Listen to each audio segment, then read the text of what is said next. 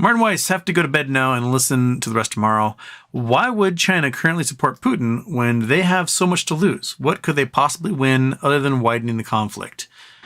My guess is access to natural resources. That Putin's probably selling them the whole kit and caboodle. He's probably selling them oil. He's probably selling them gold. He's probably selling them silver. He's probably selling them uranium. Giant uranium shipment of enriched uranium just went to China. Rumor is that it would be to be used in reactors for possibly submarines or aircraft carriers. My guess is that Putin is selling the farm, and Xi is taking total advantage of it. Putin probably thinks like, oh, haha, I will win this war then, and then I'll turn on China or something. But Xi knows that Putin doesn't have the capability, anything to do that. And this would allow Xi, access to a whole bunch of resources that Western companies had been doing the contracting for, and get a whole bunch of Chinese into Siberia. If Russia falls, then China just takes Siberia. And then Siberia has another, empire they got to worry about.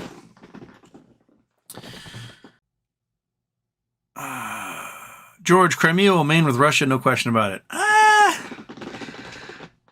Crimea requires water. Well, Crimea is a dry peninsula, so it requires water from the mainland, and it won't take much for the Ukrainians to basically dehydrate everybody that's in Crimea. Be like, and water's off. You guys shall now die unless you leave. And they'll leave enough of the bridge open for people to flee. And if the Ukrainians are coming, all the Russians who moved into Crimea since 2014 are gone. They'll whine, they'll cry about it, but they will leave. The hard part is going to be getting back citizens who were basically stolen and removed to Russia. Like, 250,000, 300,000 kids that were stolen. There were lots of folks who were sent off to like Siberia to go live there with Russian passports and no way to get home. So trying to unite those folks and go through a truth and reconciliation process is going to be the hard part after this. To figure out like, okay, who do we put in this house? This house belonged to this family. They're gone now. And there were some Russians living here and now they're gone. So how do we go about assigning property to folks? And that's going to be a huge process to try and get through. But I have a feeling if Ukraine does a successful enough offensive, they will be able to cut off Crimea from supplies, and basically it'll just be, there's the exit.